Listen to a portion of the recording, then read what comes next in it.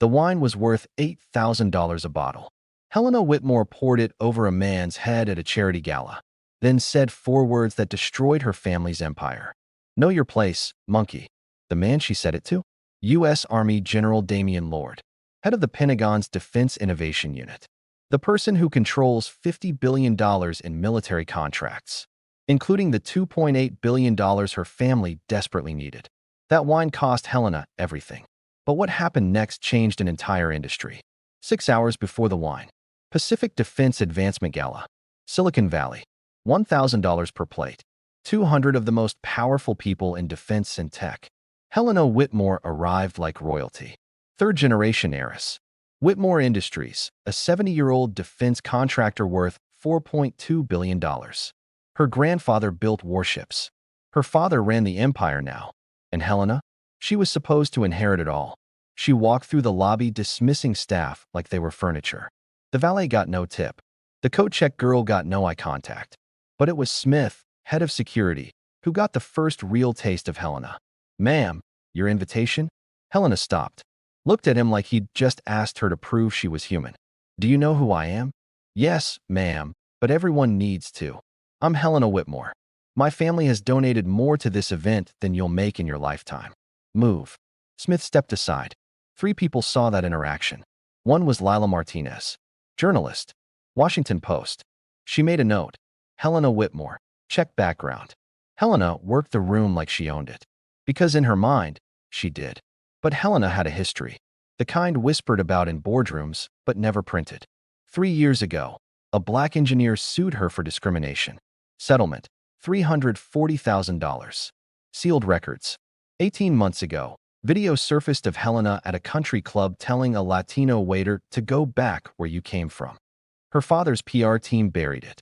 6 months ago, internal report leaked showing 73% of minority employees left Whitmore Industries within 2 years. Highest turnover in the sector. Her father issued statements, committed to diversity. But nothing changed, because Helena thought she was untouchable. At 8:15 p.m., everything shifted. General Damian Lord walked in. 52. Army dress uniform. Chest full of medals. Combat infantry badge. Bronze Star. Purple Heart. 2 tours in Iraq. 1 in Afghanistan.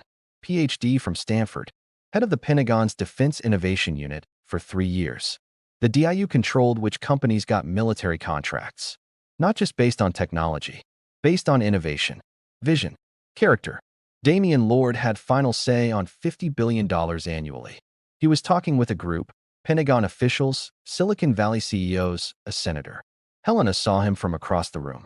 Didn't recognize him. Didn't know who he was. Just saw a black man in uniform talking to people who mattered. And it bothered her. Because in Helena's world, black men didn't belong in rooms like this.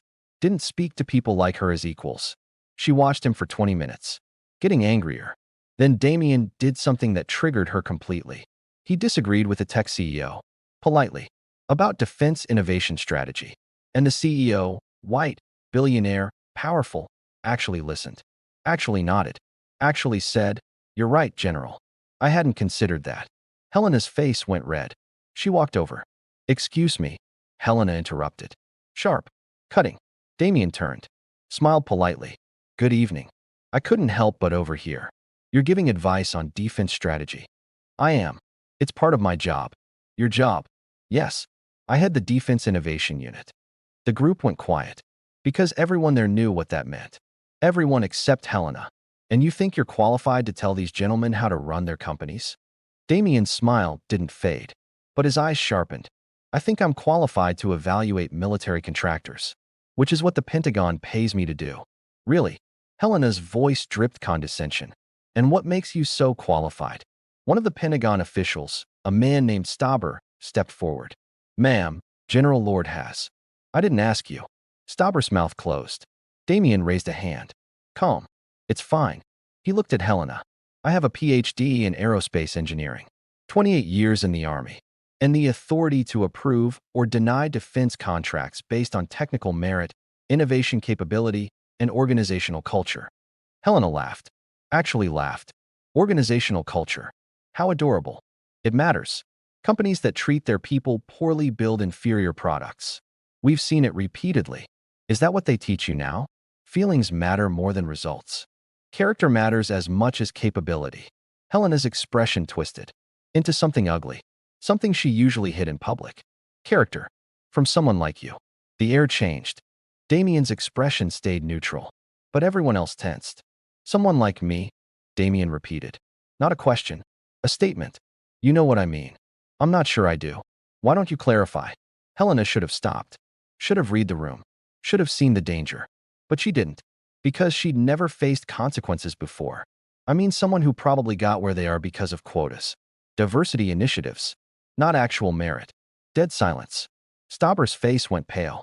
The tech CEO took a step back. The senator quietly walked away. Damien just looked at her. Interesting theory. Anything else you'd like to say? And that's when Helena made her fatal mistake.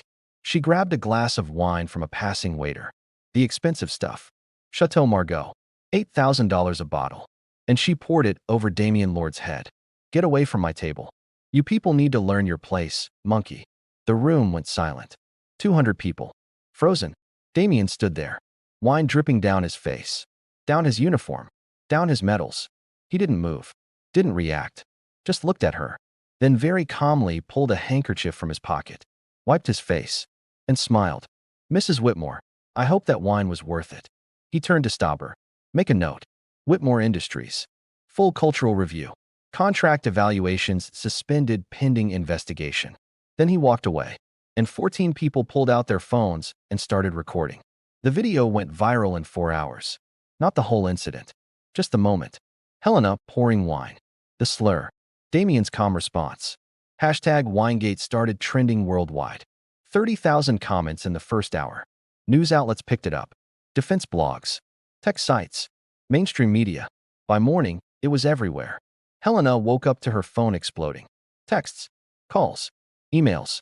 She checked Twitter. And saw herself. The video. Playing on loop. Her first response. She doubled down. Posted on Instagram. People are so sensitive now.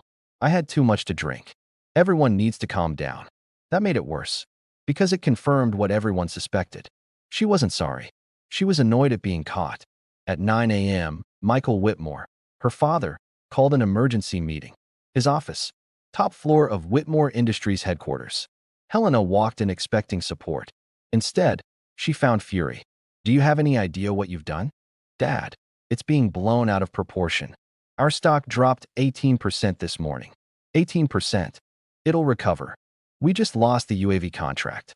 $1.2 billion. Gone. Helena blinked. What? The Pentagon pulled it.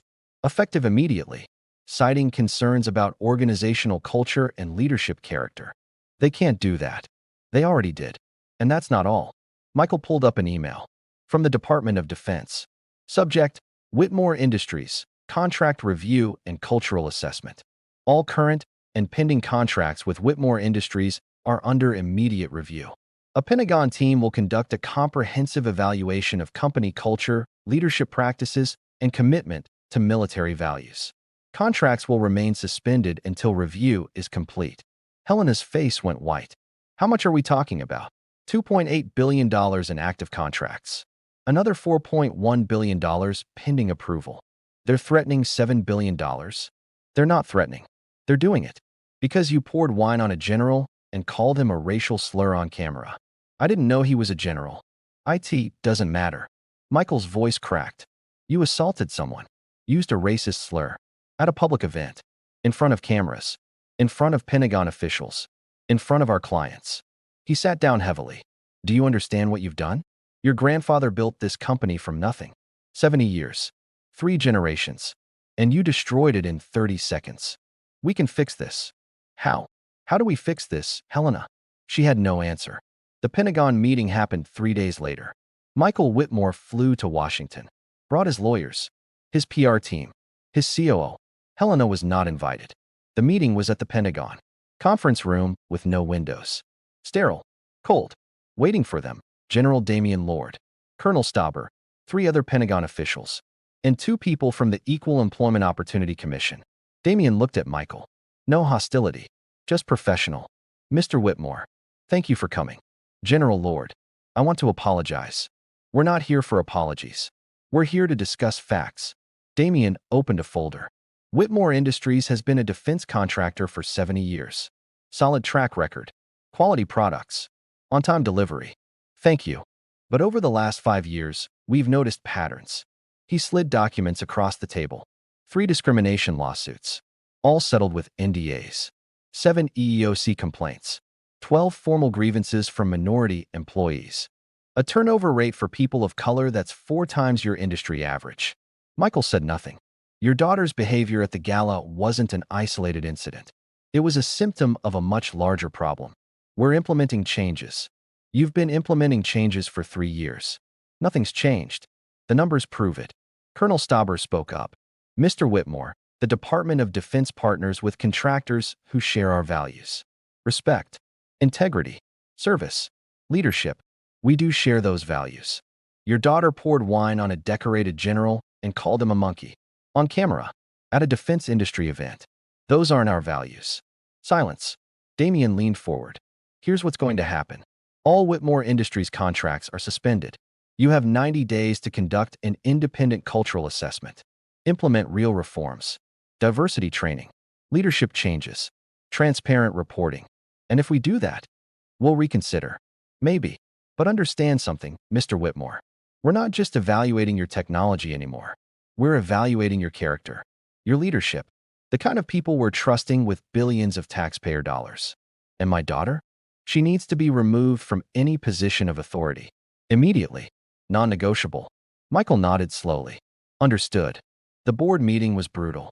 Josephine Chun, the only board member who'd pushed for diversity initiatives for years, didn't hold back. Helena has to go. Not suspended. Not reassigned. Gone. She's my daughter. She's a liability. A racist liability who just cost us $2.8 billion and counting. Michael looked around the table. Saw no support. No sympathy.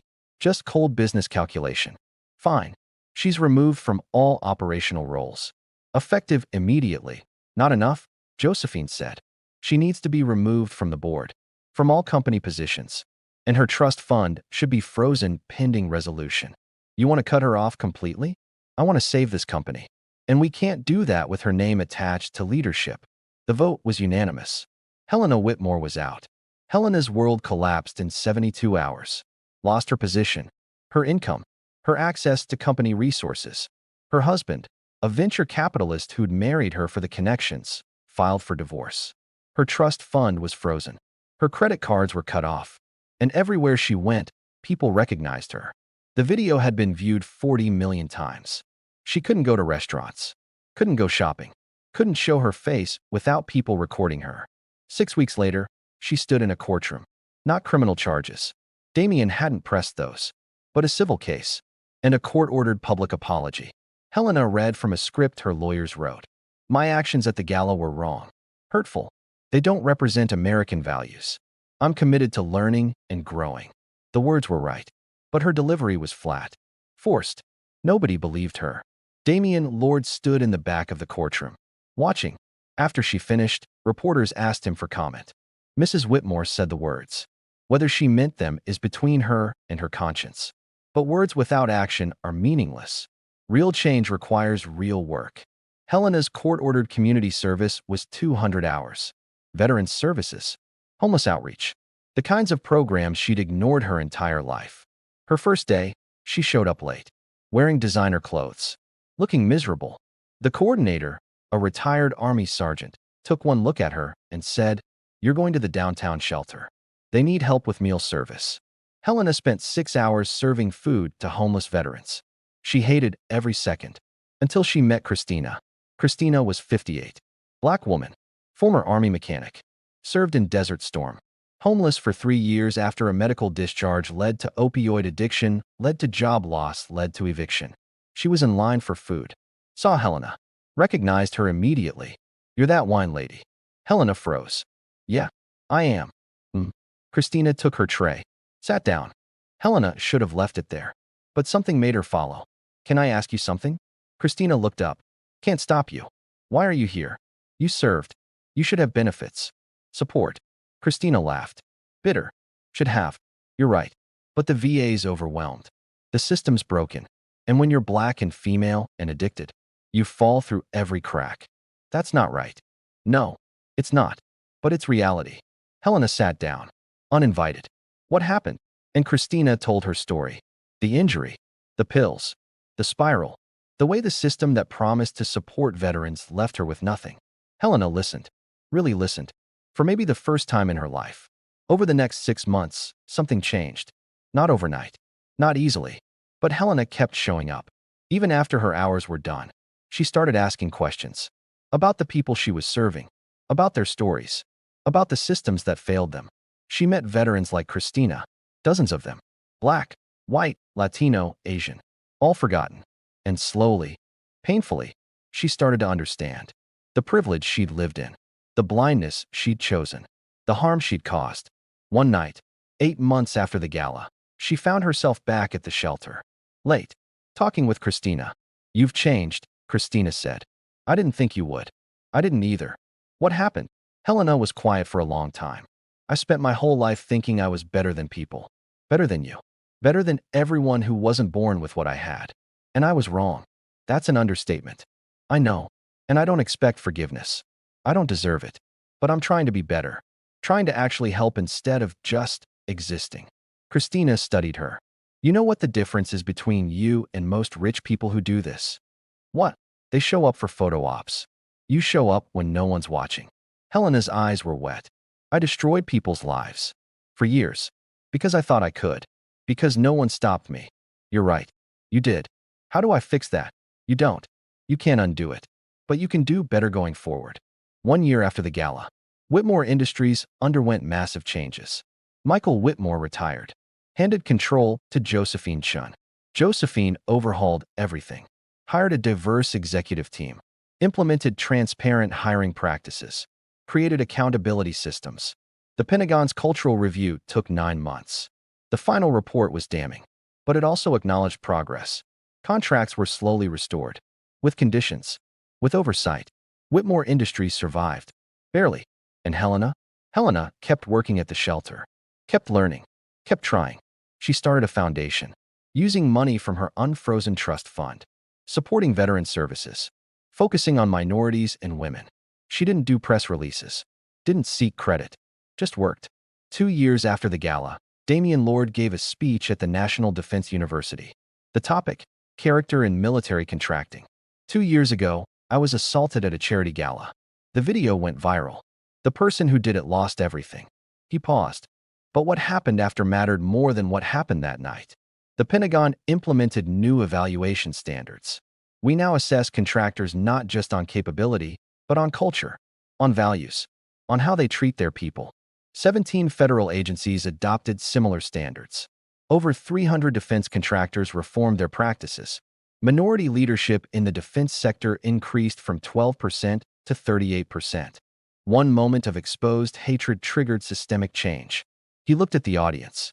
That woman, Helena Whitmore, lost her empire, her status, everything.